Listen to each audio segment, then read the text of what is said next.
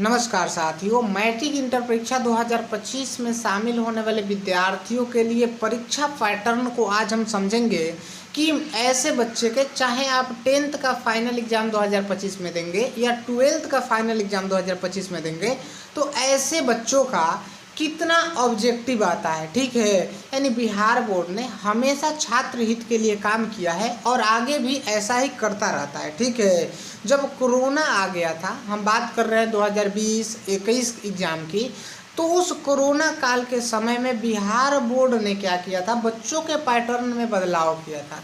इससे पहले पैटर्न में बदलाव कब हुआ था, तो 2018 में हुआ था। यानी OMR सीट पर एग्जाम लिया जाएगा, ऑब्जेक्टिव प्रश्न आएंगे। ये सारे बदलाव जो है ना, ये 2018 में किया गया था। लेकिन कुछ साल बाद 2020-21 की बात की जाए ना, तो एक बार फिर से पैटर्न में बदलाव किया गया था।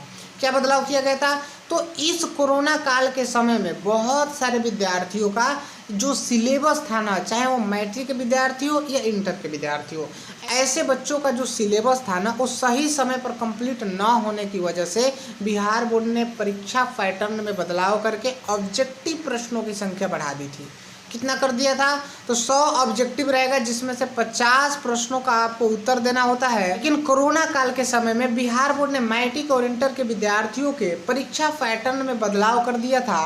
क्या बदलाव कर दिया था, तो ऐसे बच्चों का, जो मैट्रिक और इंटर के बच्चे थे, इन लोगों का एग्जाम जो था ना, इसका जो सिलेबस होता है ना, वो कंप्लीट बिहार बोर्ड नहीं करवा पाया था। इसलिए ऑब्जेक्टिव प्रश्नों की संख्या 100 कर दिया था।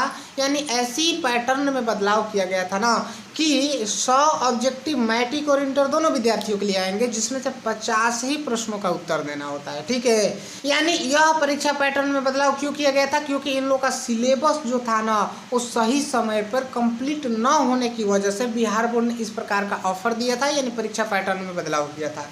अब क्या हुआ है ना कि आप लोग का जो एग्ज़ाम जिनका 2025 में होने वाला है मैट्रिक और इंटर का, तो ऐसे बच्चों का फाइनल एग्जाम में 60 ऑब्जेक्टिव प्रश्न आएंगे, जिसमें से आपको 50 ऑब्जेक्टिव प्रश्नों का उत्तर देना होगा। यानी 60 ऑब्जेक्टिव प्रश्नों में से 50 का उत्तर देना होगा। यानी एक चीज़ और हम बता देते हैं कि जो 1 से लेकर 60 प्रश्न आएंगे ना, तो आपको 60 नहीं रखना है, 50 को ही टिक करना है। तो इसमें फ़ायदा ये होगा स्टूडेंट्स को कि जो जो क्वेश्चन आ रहा है ना, सबसे पहले उसी को टिक करना है। ठीक है, क्योंकि बिहार बोर्ड का मैट्रिक और इंटर के एग्जाम में निगेटिव मार्क्स नहीं होता है। ठीक है ना, तो ये नहीं है ना कि आपको शुरू से लेकर के 40, 45, 50 तक टिक लगा दे और जो 10 क्वेश्चन आ रहे हैं 50 से 60 के बीच में है ना, तो आपका गलत हो जाएगा। जो जो आपको क्वेश्चन आ रहा है, समझ में आ रहा है ना, तो उसको आप चुन चुन करके टिक लगाना है 50 को। समझ में आ रहा है ना, ये नहीं कि 50, 51, 52 कर दिया ना, तो जो क्वेश्चन सही है ना, उसको भी शुरू से लेकर 50 तक काउंट किया जाएगा और इसके आगे जो क्वेश्चन सही है ना, उसको गलत मार दिया जाएगा। तो इस चीज़ का ध्यान रखना होगा आप लोगों को कि जो क्वेश्चन आ रहा है उसी को टिकअप करना है, उसी को टिक लगाना है, उसी को OMR शीट में फिलअप करना है। समझ में आ रही है। और देखिए, आपको OMR शीट भरते समय अपना नाम, roll number, roll code, signature, ठीक है, आपका फोटो है या नहीं OMR शीट पर, OMR नंबर होता है, इसको भी मिलान किया जाता है। ठीक है, तो इन सारे चीज़ों को आप बहुत ही अच्छे तरीके से देखिएगा, उसके बाद आप OMR शीट को फिलअप करिएगा। क्योंकि आजकल जो एग्जाम हो रहा है ना बिहार बोर्ड के पैटर्न के अनुसार, वो प्रिंटेड OMR आ रहा है। ठीक है, यानी उस पर आपका फोटो रहेगा, सिग्नेचर रहेगा, रजिस्ट्रेशन नंबर रहेगा, OMR नंबर रहेगा, यानी स्टूडेंट्स का पूरा डिटेल्स उस पर दिया रहता है। तो आप बहुत ही सावधानी से इन सारी चीज़ों को मिलान कर लीजिएगा, तब जा करके आप OMR शीट को भरिएगा। OMR शीट में भी ग्रेड आ रहा है, grade A, grade B, grade C, इस तरह के। तो आपका जो ग्रेड होगा ना, उस ग्रेड को भी आपको फिलअप करना होगा।